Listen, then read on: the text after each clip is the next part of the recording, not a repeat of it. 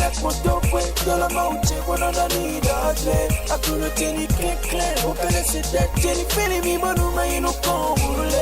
Papa ya be clean, but no feel me. A tu no tiene clean, but no feel me. Papa ya be clean, but no feel me.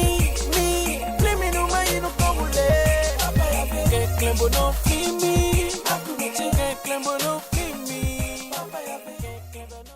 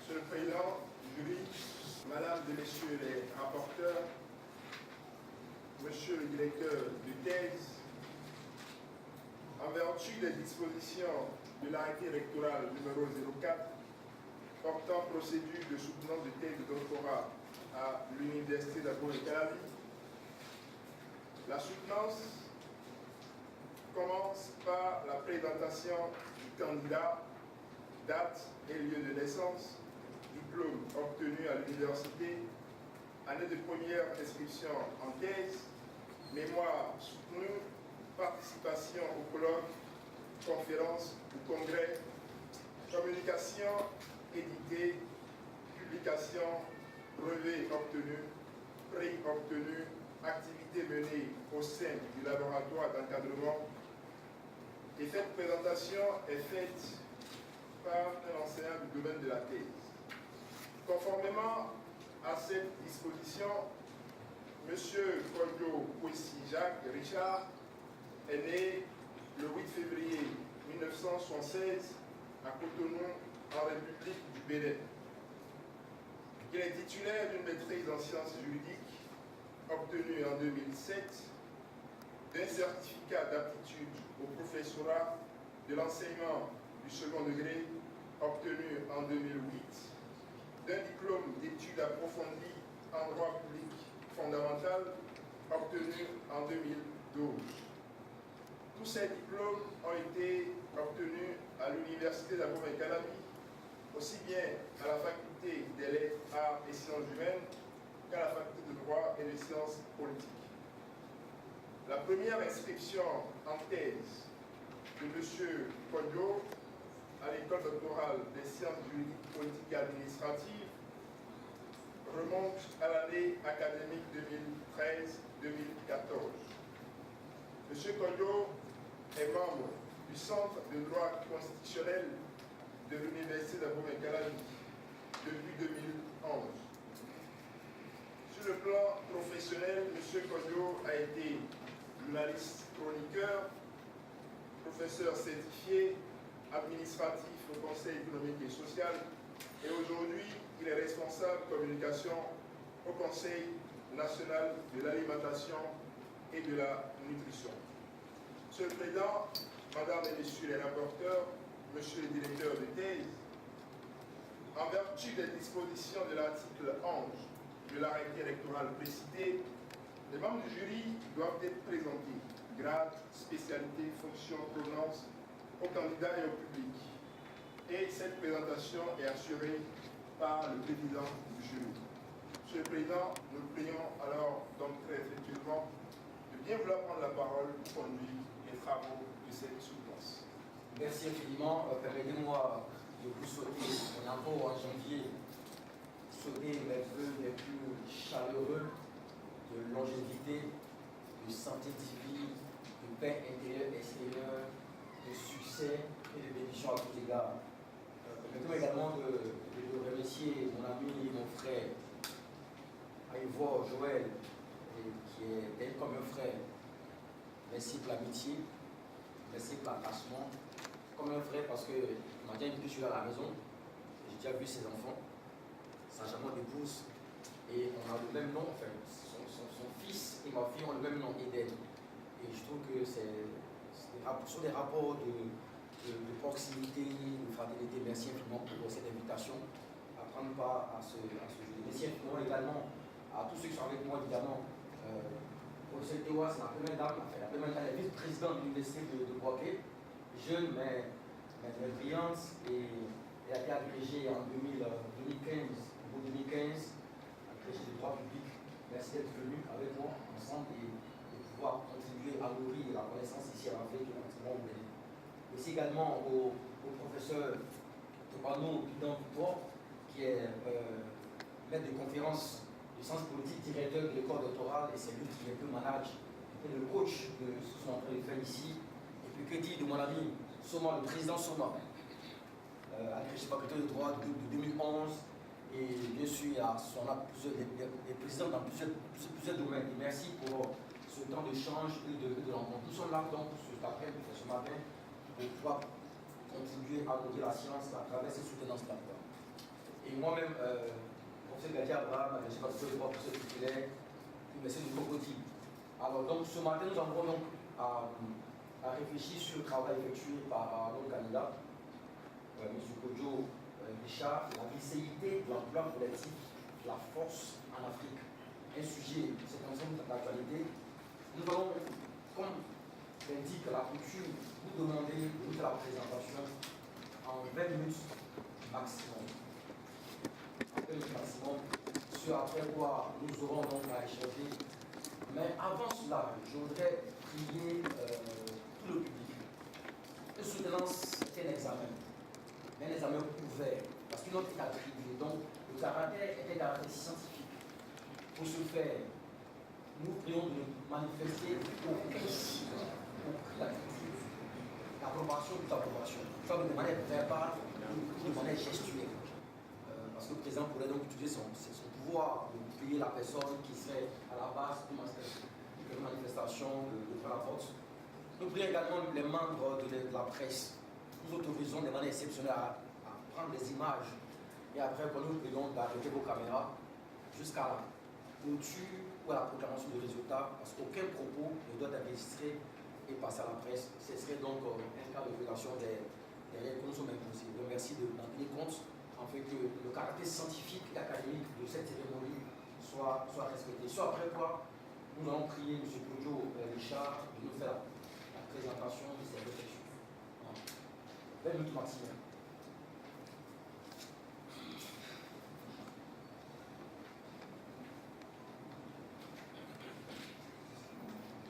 Merci, Monsieur le Président. Monsieur le Président du jury, Madame et Messieurs les professeurs membres du jury, nous voudrions au début de cette occasion qui nous est offerte solliciter votre indulgence au fait d'exprimer toute notre gratitude à l'endroit de notre directeur, professeur Frédéric Joël Aïvon. Cher directeur, cher doyen, cher professeur, cher maître, merci pour tout. Merci surtout pour la clarté de votre démarche méthodologique. Merci pour la rectitude, la constance et la fidélité de vos engagements. merci pour la rectitude de vos opinions et prises de position. Enfin, merci pour le savoir-être et le savoir-vivre que vous ne cessez de nous transmettre. Qu'il nous soit ensuite permis de nous tourner vers vous, professeur Pelagie Ndri Tewa. En dépit de vos nombreux engagements dans le domaine humanitaire et de vos grandes responsabilités à l'université Alassane Ouattara de Bouaké, vous avez accepté de consacrer de votre temps à la présente thèse. Nous vous en sommes infiniment reconnaissants. Professeur Abdoulaye Soma, vous êtes pour nous, au Conseil national de l'alimentation et de la nutrition du Bénin, le maître à penser. Car c'est à vos travaux que nous nous référons tous quotidiennement dans ce domaine. Mais au-delà, vos travaux dans tous les autres compartiments du droit public constituent pour nous une source doctrinale inépuisable. Professeur Soma, merci.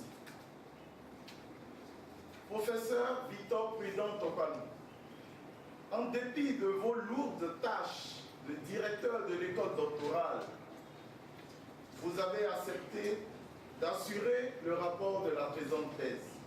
Nous vous en sommes profondément reconnaissants. Monsieur le Président du jury, professeur Abraham Gadi, merci d'être venu depuis l'université Félix Houphouët-Boigny de Cocody à Abidjan en Côte d'Ivoire pour présider les travaux du présent examen. Soyez-en sincèrement remerciés. Monsieur le Président du jury, Madame et Messieurs les professeurs membres du jury, la force G5 au Sahel. Cette expression n'aura échappé à aucun observateur de la vie des États africains ces 6 derniers mois. Cette intervention armée qui peine à se mettre en place est loin d'être un cas isolé sur le continent africain. Malheureusement, en dépit de leur grand nombre et de leur fréquence très élevée, la paix demeure une quête perpétuelle dans ces zones d'intervention. L'on pourrait alors s'interroger sur l'opportunité de ces interventions. Pourquoi ne sont-elles pas efficaces? Ces interventions respectent-elles toujours les règles internationales? Sont-elles toujours mises en œuvre de façon appropriée, voire licite? Nous entrons ainsi dans la licéité de l'emploi collectif de la force en Afrique. Cette thématique nous plonge dans la lancinante question de la cohabitation de la force et du droit, tant pour les internistes que pour les publicistes. Si l'emploi de la force est apparu pendant longtemps comme un moyen nécessaire et normal de la politique internationale des États, pris individuellement et collectivement, il faut reconnaître que cette conception a considérablement évolué dans l'histoire pour aboutir à une prohibition formelle du recours à la force entre États, surtout avec la Charte des Nations Unies. Mais cette interdiction pose encore aujourd'hui, 70 ans après, de graves problèmes. Pour Bruno Zima, dans la préface du livre d'Olivier Courtine intitulé « Le droit contre la guerre », citation, « Le droit international qui se développe et se diversifie de jour en jour, ou presque, continue de buter sur le problème primordial entre tous, celui de la limitation du recours à la force dans les relations internationales. En ce sens, le droit international apparaît comme un colosse aux pieds d'argile. » Fin de citation. Le problème est que ces dernières années, on a pu observer un recours souvent collectif à la force dans les relations interétatiques en dehors du cadre posé par la Charte des Nations Unies. Il urge alors de s'interroger sur la place de la licéité dans la pratique de l'emploi collectif de la force, dans le monde en général et en Afrique en particulier. Comment se présentent les conditions de licéité d'un emploi collectif de la force selon le droit international et quelles conséquences peuvent avoir les nouveaux modes de validation de l'emploi de la force sur le cadre légal international et sur le cadre légal régional africain. La pertinence d'une telle problématique n'apparaît que parce que l'emploi de la force est rigoureusement interdit. La règle, à la fois conventionnelle, parce que édictée par la charte, et coutumière de l'interdiction de l'emploi de la force, a toujours fait l'objet de débats en raison des options méthodologiques divergentes. Le professeur Olivier Courtelle identifie à ce propos deux approches méthodologiques. Une approche extensive d'origine américaine et une approche restrictive d'origine européenne. Pour la présente étude, nous avons opté pour l'approche restrictive, tout en essayant de trouver un certain équilibre entre un excès de formalisme et un excès de flexibilité, comme nous l'indique la Cour internationale de justice dans plusieurs de ses arrêts, surtout dans l'arrêt relatif à dans l'affaire relative aux activités militaires et paramilitaires au Nicaragua et contre celui-ci. Monsieur le Président du jury, Madame et Messieurs les professeurs membres du jury, même s'il faut reconnaître que le présent travail ne s'est pas accompli sans obstacle, il présente néanmoins un double intérêt théorique et pratique. Au plan théorique, il contribue à l'animation et à l'enrichissement des idées en matière de droit international public en général et de droit d'emploi de la force en particulier. Sur le plan pratique, la présente étude est susceptible, nous le souhaitons vivement, de contribuer à l'amélioration des mécanismes de résolution des conflits et de maintien de la paix sur le continent africain. Nous reconnaissons d'ores et déjà que les aboutissements qu'autorise notre démarche seront nécessairement perfectibles, voire renouvelables. Mais en attendant les remarques et observations des membres du présent jury en vue de leur amélioration, les fruits de nos recherches nous permettent de présenter et de soutenir devant vous la position selon laquelle la licéité de l'emploi collectif de la force en Afrique connaît un cadre plutôt évolutif depuis 1945. Malheureusement, ce cadre est aussi régulièrement transgressé. En effet, la licéité de l'emploi collectif de la force en Afrique ne se soustrayant pas au cadre universel, la précision de l'Afrique dans le libellé du sujet n'avait pas pour vocation de réduire le champ de la présente étude ni à la carte de l'Afrique, ni aux organisations régionales africaines. Les relations entre les acteurs du droit international étant très imbriquées, le besoin s'est fait sentir de toujours partir du cadre universel pour aboutir aux spécificités de l'Afrique. Nous avons ainsi fait appel à une approche exégétique du cadre aussi bien onusien que de tous les autres acteurs de la vie internationale. Et puisque les règles de droit ne sont pas statiques ou immuables, il s'est agi pour nous d'apprécier l'évolution des exigences et la trajectoire suivie par la réglementation en matière d'emploi collectif de la force depuis San Francisco. Ainsi, en partant de l'étude du système de la charte, basé sur le principe de prohibition formelle du recours à la force, en insistant sur le caractère exhaustif de cette interdiction, nous avons voulu placer notre travail dans la conformité à l'esprit et à la lettre de la Charte des Nations Unies, socle principal de notre étude. Car la règle, faut-il le rappeler, c'est l'interdiction de l'usage de la force. L'emploi de la force n'en est qu'un corollaire dont le caractère licite se trouve très bien encadré dans la charte.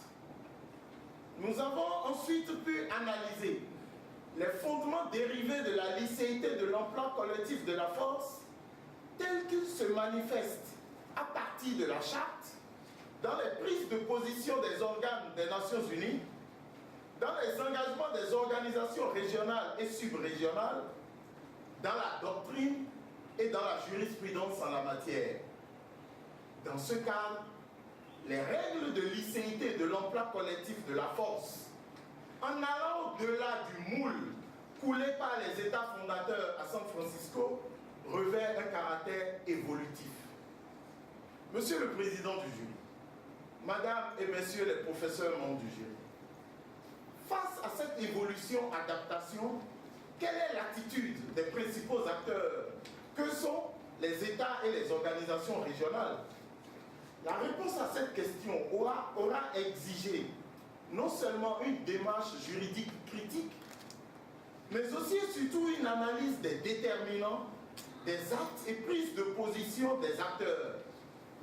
Ainsi, les nouvelles formes de validation de l'emploi de la force par le système onusien lui-même, les élans autonomistes et interventionnistes des organisations régionales, ainsi que la pratique débridée de l'emploi de la force par les États, affichent le mouvement de coups de boutoir qui semble s'acharner pour anéantir tout le système.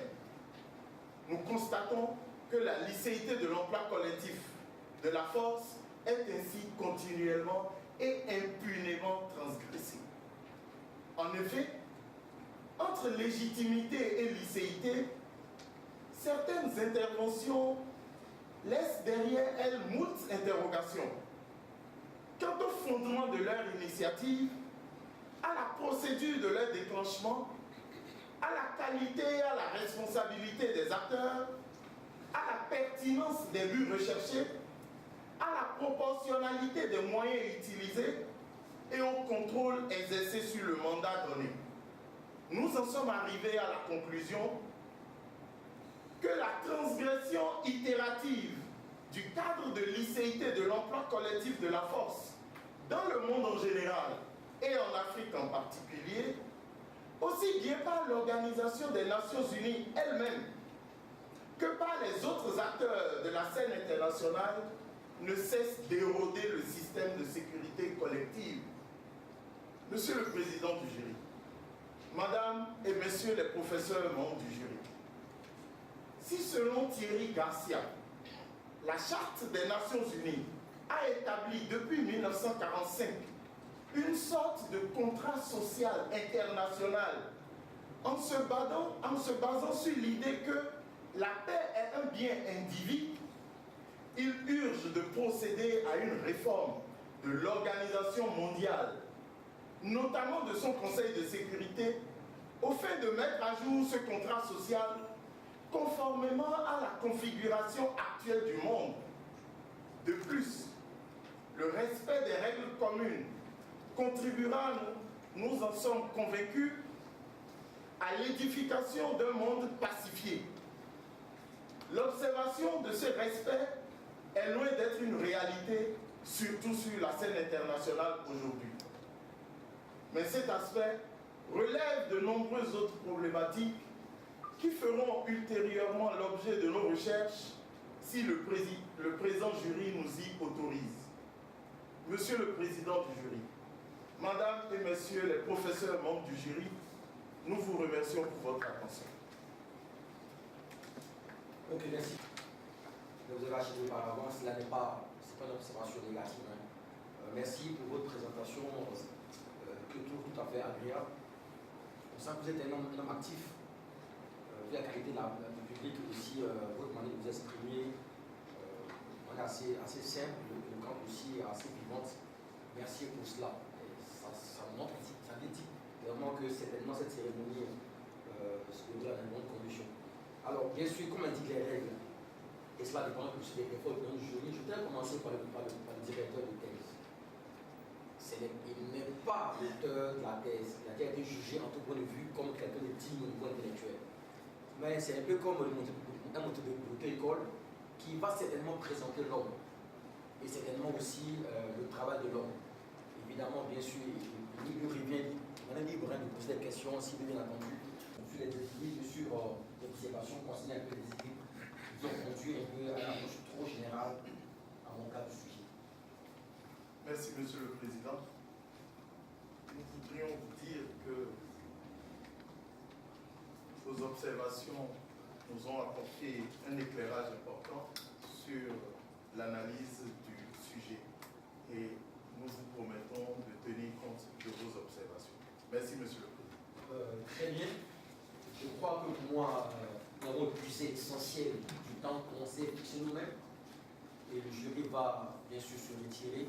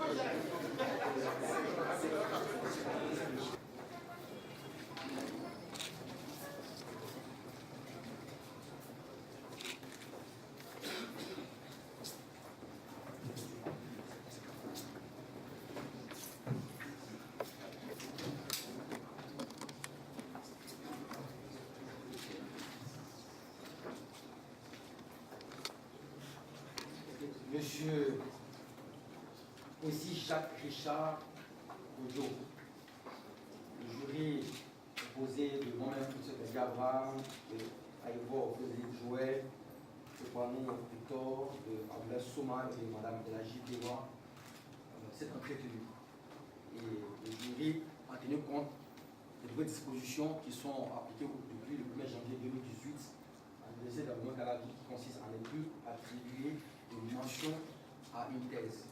Et donc, il y a deux possibilités. La thèse, soit elle est reçue, soit elle est rejetée. Donc, on se contentera d'appliquer les thèses de manière froide. Et donc, après délibération, le jury a reçu vos thèses, vos élèves au grade de docteur en droit public.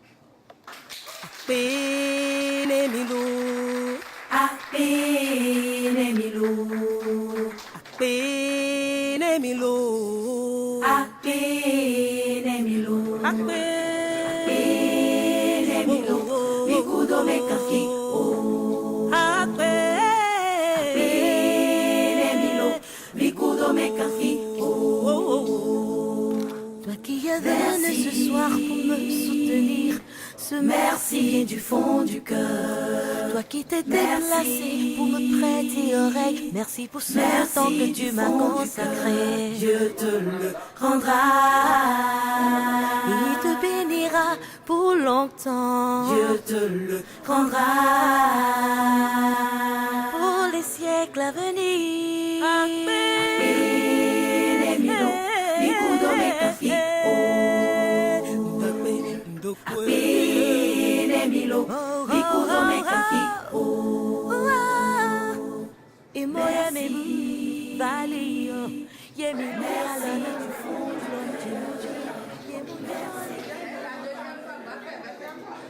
Est-ce que le candidat a su poser des questions et assumer le sujet? D'abord, l'écriture est agréable, la forme physique bien présentée, des références assez intéressantes, assez riches, la bibliographie fournie, des textes politiques assez consistants. Dans l'ensemble, le travail était assez précieux, le travail bien sûr, c'était un travail franchement, une question, notamment le fait qu'il y ait beaucoup de généralité à l'école, on se concentrer sur les cas spécifiques en ce qui concerne la nécessité de la force en Afrique, se concentrer sur les crises majeures, de sorte qu'il serait plus engagé à avoir des références plus précises. Mais bien sûr, cette faiblesse ne nous pas de travail excellent qu'on a pu faire. Très bien qu'il a pu faire, et c'est avec joie et dans les consensus du jury que j'ai présidé, lui a donné la mention a reçu son travail et l'a dû au programme de docteur en droit public.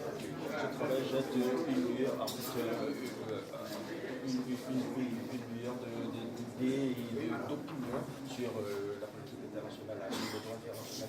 Oui, absolument. Cette question a été évoquée. Nous avons montré que le droit international est fait bien sûr de règles, d'instruments, mais que le droit international doit être aussi éclairé par la compréhension des relations internationales qui sont basées, elles, sur des rapports de force. Et qu'on ne peut pas seulement se contenter d'évoquer le droit international, ignorant la réalité des rapports de force. Et bien sûr, ce sont les critiques et ce sont les observations qu'il faut faire.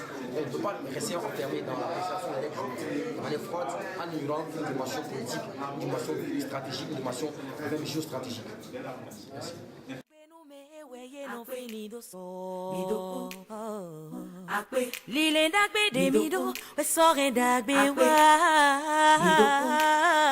Alisa, Kondokpa, Moakwe, Mojeko, Mokampo, Lomesi,